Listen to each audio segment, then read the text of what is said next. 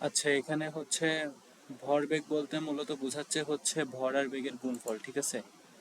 মনে করো যে হচ্ছে আমাদের নিউটনের গতির যে দ্বিতীয় সূত্র, হ্যাঁ, সেখানে আমরা হচ্ছে আমাদের জড়তা নিয়ে ধারণাটা পাই। তো জড়তা নিয়ে যদি আমরা কথা বলতে চাই তখন আমাদের হচ্ছে ভরবেগের বিষয়টা প্রকাশ, মানে ভরবেগের ধারণাটা আমাদের এর মধ্যে আসে।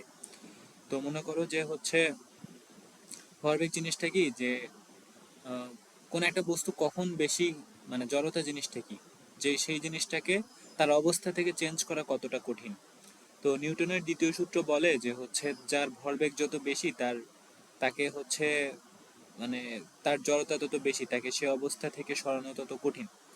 মনে করো যে একটা 500 কেজি ভরের একটা বস্তু 10 মিটার পার সেকেন্ড বেগে হচ্ছে বেগে ছুটছে, তাহলে সেটা 500 × 10 5,000। তাহলে এটার ভর গুণ বেগ দেখো অনেক বেশি, তাহলে এটাকে কি থামানো বা আগের অবস্থায় আনা অনেক বেশি কঠিন, বা স্থির করা অনেক বেশি কঠিন। আবার মনে করো একটা 10 কেজি ভরের একটা বস্তু 10 মিটার পার সেকেন্ড বেগে হচ্ছে ছুটছে, তাহলে তার ভরবেগ কত? 10 × 10 100। তার মানে এটাকে আমাকে ভরবেগ হচ্ছে এখানে 100 আর আগেরটার ক্ষেত্রে 5,000। তাহলে আমার প্রথম বস্তুটার ভরবেগ বেশি, মানে প্রথম বস্তুটাকে আমাকে থামাতে বেশি বল প্রয়োগ করতে হবে। সো প্রথম বস্তুটার হচ্ছে জড়তা অনেক বেশি। তো মানে জড়তার সাথে ভরবেগের সম্পর্ক আছে সেটা আমরা বুঝছি, কিন্তু ভরবেগ জিনিসটা কি একই, ওইটা মানে সহজ বিষয়, যে ভর আর বেগের গুণফল হচ্ছে ভরবেগ। গেল। আর এখানে হচ্ছে মনে করো ত্বরণ, যেটা আমাকে এখন বললাম, ত্বরণ জিনিসটা কি? ত্বরণ হচ্ছে বেগ বৃদ্ধির হার। যখনই হার বোঝায় তখনই বোঝায় যে একক সময়ে কতটুকু বাড়ছে, একক সময়ে কতটুকু তার বেগ বাড়ছে। মনে করো তুমি প্রথমে স্থির ছিলা, তোমার বেগ ছিল 0, কিছুক্ষণ পরে তোমার বেগ হয়ে গেল 15। এই কিছুক্ষণ কত সেটা আমাকে জানতে হবে। মনে করো এই কিছুক্ষণ হচ্ছে 10, ঠিক আছে? তাহলে 10 সেকেন্ডের মধ্যে তোমার বেগ হঠাৎ করে 0 থেকে 15-এ পৌঁছে গেল।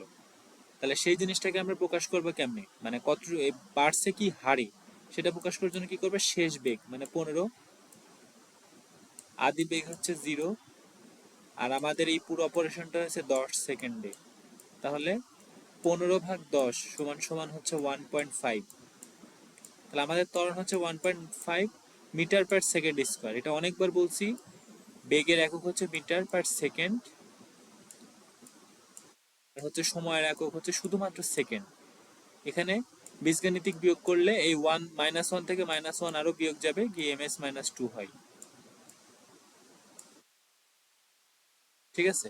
আর যদি ত্বরণটাকে আর একটু ভিজুয়ালি বুঝতে চাও তাহলে আমি এইভাবে দেখাতে পারি যে এই ত্বরণটা মনে করো প্রথমে 0 ছিল, তারপরে 15 হলো, মানে বেগ বাড়ছে, এইভাবে এইভাবে বাড়ছে, এটাকে বলা হয় হচ্ছে ত্বরণ। যদি সমবেগে চলে তখন কি হবে? সেটা ওই একই বেগে চলতে থাকবে, তাহলে গ্রাফটা এরকম হবে। আর যদি হচ্ছে ত্বরণটা ঋণাত্মক হয়, মানে যদি সেটা থামার দিকে যায়, তখন এইভাবে গ্রাফটা নিচের দিকে চলে আসবে, এইভাবে। এটাই হচ্ছে ত্বরণ আর ভরবেগ।